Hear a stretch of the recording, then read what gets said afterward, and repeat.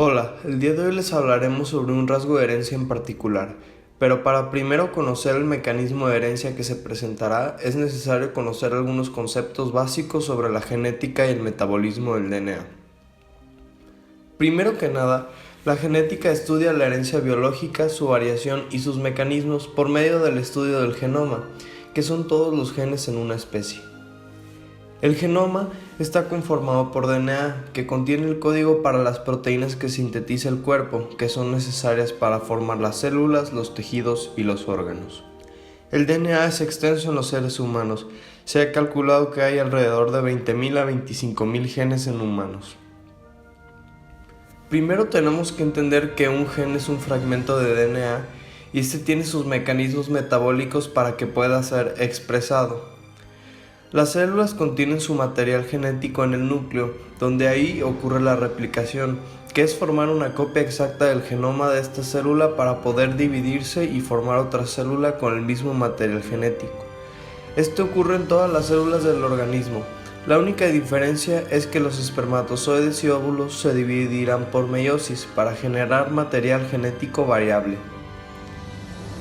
Después cada célula va a transcribir ciertos fragmentos de DNA a RNA para poder codificar las proteínas necesarias para la función específica de dicha célula. Finalmente esta célula va a traducir el RNA mensajero, que es una copia de DNA, y lo va a transcribir a una proteína. A grandes rasgos, este es el metabolismo del DNA o dogma central de la biología molecular, descrito por Francis Crick en 1970. Cada individuo de la especie recibe material genético de ambos padres, mitad proviene de la madre y mitad del padre, y esto ocurre mediante la unión de un esperma con un óvulo. Lo que nos hace diferentes es que en estas células en particular tienen diferente material genético, ya que en su ciclo celular tuvieron una recombinación entre sus cromosomas, que son la forma compactada del DNA. Es por eso que aunque tenemos todos material genético de nuestros padres, no somos totalmente idénticos a ellos. Autosómica dominante. Es un rasgo heredado a través de un alelo dominante en un cromosoma autosómico. Para su expresión, basta que un alelo sea dominante. Se puede ser homocigoto dominante, heterocigoto y tener el rasgo, o bien homocigoto recesivo y no tenerlo. Heredabilidad. Respecto a un gen, ¿qué proporción de la progenie lo tiene? Si lo tienen muchos, la heredabilidad es alta.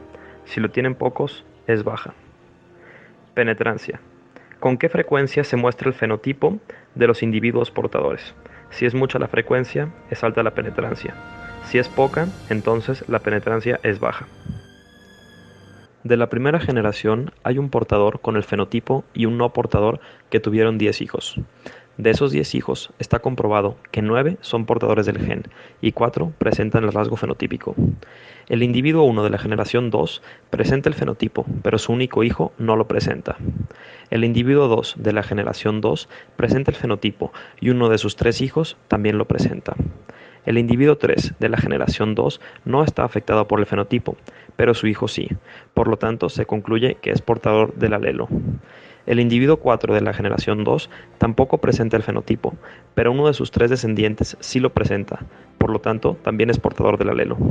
El individuo 5 de la segunda generación es igual al cuarto, no presenta el fenotipo, pero uno de sus 3 hijos sí. El sexto individuo no presenta el fenotipo ni su descendencia, por lo tanto podría ser el no portador, aunque con solo un hijo es difícil concluirlo. El individuo 7 presenta el fenotipo y uno de sus hijos también lo presenta.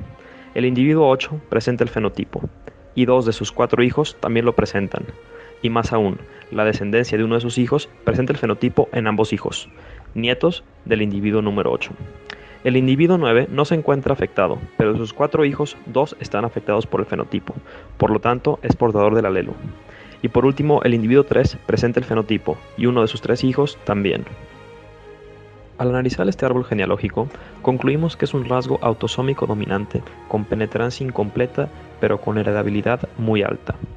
De la segunda generación, encontramos a 4 individuos con el fenotipo de 10 totales, pero 8 de la segunda generación tienen descendencia con el fenotipo, comprobando la alta heredabilidad del alelo. De los 28 nietos, 10 presentan el fenotipo, comprobando la penetrancia incompleta.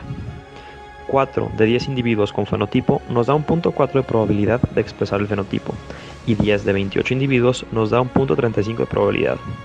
Con estas probabilidades se demuestra que la penetrancia es de más o menos 40% y que es constante con el paso de las generaciones.